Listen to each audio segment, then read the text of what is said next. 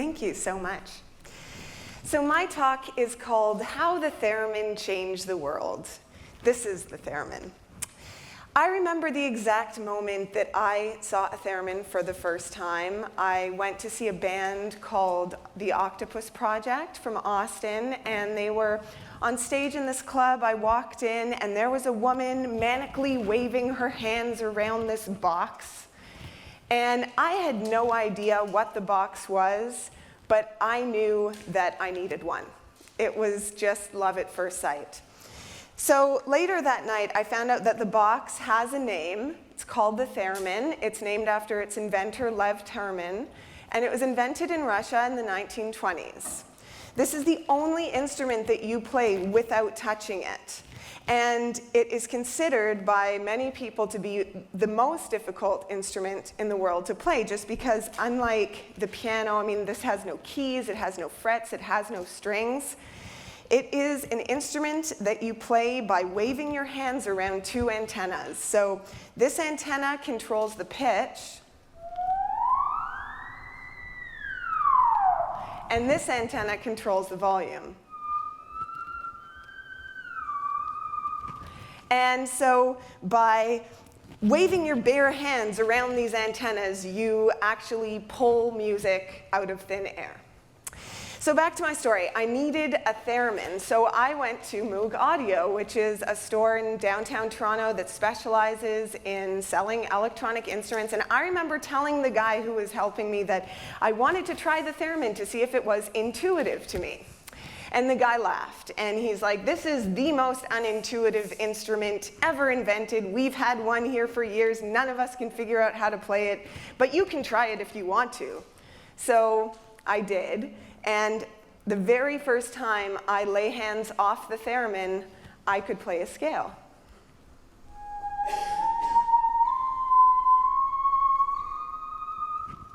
And everybody was really shocked, and I carried it home, and I've never looked back. So I practiced the theremin every day for several years, and now I've been dubbed Canada's theremin prodigy. I was recently entered into the Global Encyclopedia of Thereminists, which is actually a thing. And I have been traveling around the world as the world's first solo theremin girl group. So I've learned a lot about the history of this instrument, and now I am convinced that the theremin did indeed change the world. Even though most of the people that I've met on my travels have never heard of it. And the people who have heard of it have mostly heard science fiction B-movie sound effects or the opening of the Star Trek theme.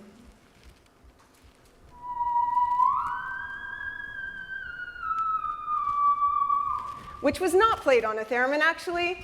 It was sung, and also Good Vibrations by the Beach Boys. A lot of people think that was a theremin playing that lick. It wasn't. So what I wish that people did know about the theremin is that without this instrument, the trajectory of popular music as we know it would be very, very different. And that's because the theremin was the first mass-produced electronic instrument. It was actually one of the very first electronic instruments, period. And this was the instrument that legitimized electronic instruments in the classical community. It was performed at the Paris Opera, at Carnegie Hall, even here in Toronto at Massey Hall during the 20s and 30s. Took the world by storm. People were saying, oh, it's going to replace the piano. There's going to be a theremin in every home, which clearly has not happened yet. But, you know, a girl can dream. And this instrument inspired Robert Moog, the legendary synth developer who invented the Moog synthesizer, to begin inventing his own instruments after he built theremins as a boy. So because this is the very first electronic instrument, the grandfather of all electronic instruments, it's very difficult to imagine the world of music as we know it with, you know, electronic instruments so ubiquitous without this instrument. But besides changing the world, the theremin has changed my world. And it has been one of my great teachers. And there are two very important lessons that it has taught me that I would now like to share with you. First, it's proven to me that our minds have very profound effects on the world around us. This is literally an instrument that we control with our intentions. I think of a note, and I make it appear invisibly for everyone to hear.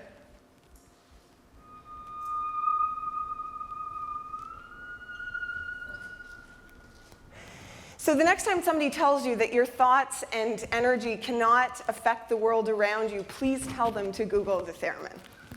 Secondly, it's taught me that innovation is something that we must continue to strive for.